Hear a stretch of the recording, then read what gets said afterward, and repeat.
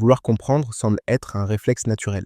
Lorsqu'une situation est floue, c'est flou, inconfortable ou incertaine, l'esprit cherche des explications. Il veut mettre des mots, trouver une logique, donner du sens à ce qui est vécu. Et ce mouvement paraît sain, presque nécessaire. Pourtant, lorsqu'on observe ce qui se passe intérieurement, on découvre une autre dynamique. Comprendre n'est pas neutre. Comprendre, très souvent, signifie prendre de la distance avec l'expérience directe.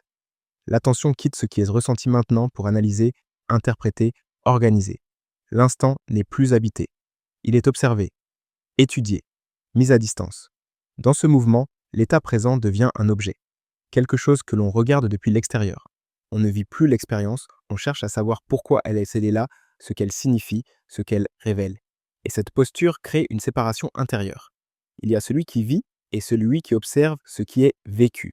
Cette séparation est très subtile. Elle peut même donner l'impression de progresser. On a le sentiment d'avancer, de clarifier, de mieux se connaître. Mais pendant ce temps, l'état réel depuis lequel la vie est vécue reste inchangé. Il est simplement recouvert par l'activité mentale. L'état créateur ne se déploie pas dans l'analyse. Il ne se déploie pas dans l'explication. Il se déploie dans l'état à partir duquel l'expérience est vécue directement.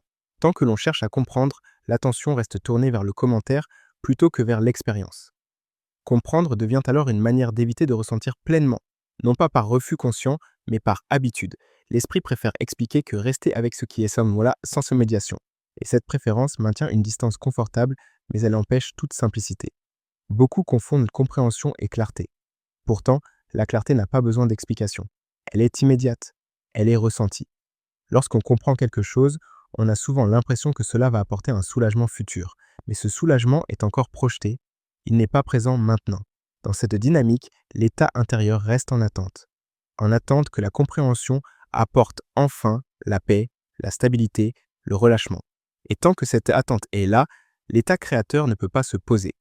Il est maintenu à distance par le besoin de comprendre davantage.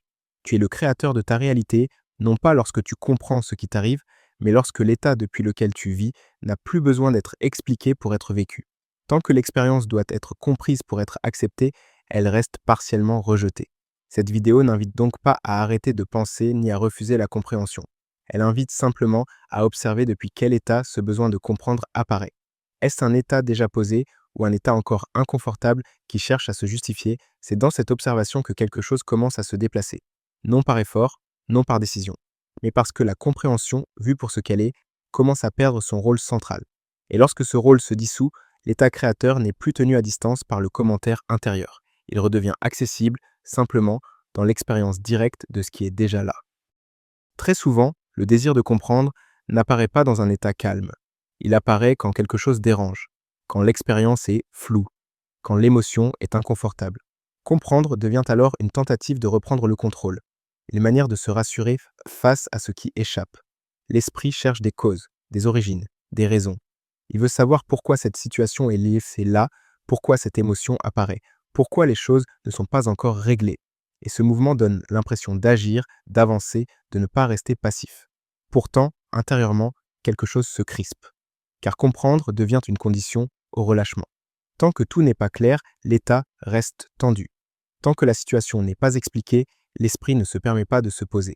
Le calme est reporté à plus tard, après la compréhension. Dans cette posture, l'expérience n'est plus accueillie. Elle est examinée, disséquée, commentée. Et cette observation constante empêche l'état de se simplifier.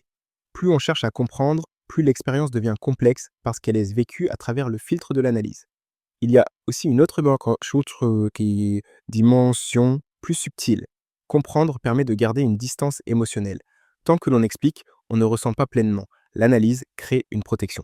Elle évite de rester avec ce qui est là sans médiation. Et cette protection devient une habitude. Mais cette habitude a un coût. Elle empêche l'état présent de se poser. L'attention est toujours légèrement décalée. Elle observe l'expérience au lieu de la vivre. Et tant que cette distance existe, l'état créateur reste partiellement recouvert. L'état créateur ne se déploie pas dans la compréhension. Il se déploie dans l'état à partir duquel la vie est vécue sans commentaire. Cela ne signifie pas que la pensée disparaît, mais qu'elle cesse d'être centrale. Elle n'est plus utilisée pour se rassurer. Tu es le créateur de ta réalité, non pas lorsque tu comprends enfin pourquoi les choses sont ainsi, mais lorsque l'état depuis lequel tu vis n'a plus besoin d'être expliqué pour être toléré. Tant que l'expérience doit être comprise pour être acceptée, elle reste vécue comme un problème. Lorsque ce mécanisme est vu clairement, sans jugement, quelque chose commence à se relâcher. L'esprit voit que comprendre n'apporte pas le repos attendu, que l'analyse n'apaise pas durablement. Et cette lucidité simple suffit à affaiblir le besoin de comprendre. À mesure que ce besoin perd de son importance, l'attention revient naturellement vers l'expérience directe. Non par discipline, non par effort, mais parce qu'il n'y a plus d'intérêt à maintenir la distance.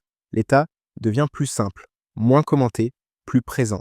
C'est depuis cet état que l'état créateur commence à se déployer plus librement, non parce que l'on a compris quelque chose de fondamental, mais parce que l'on a cessé d'utiliser la compréhension comme une condition au relâchement. Et lorsque cette condition tombe, l'état n'est plus retenu. Il arrive un moment, souvent très simple, vouloir comprendre cesse d'avoir une utilité réelle. Pas parce que tout devient clair, mais parce que l'effort intérieur de compréhension s'épuise. L'esprit a cherché, il a analysé, il a fait des liens, et malgré cela, l'état intérieur n'est pas devenu plus stable. Alors quelque chose se relâche. Ce relâchement ne vient pas d'une décision, il vient d'une évidence. Comprendre n'apporte pas la paix attendue. L'analyse ne crée pas le repos, elle maintient simplement l'attention occupée. Et lorsque cette évidence est vue clairement, l'esprit cesse peu à peu de vouloir commenter chaque expérience. À cet endroit, l'expérience n'est plus vécue comme un problème à résoudre. Elle n'est plus interprétée. Elle est simplement là. Pas plus agréable, pas plus maîtrisée, mais plus directe, plus proche.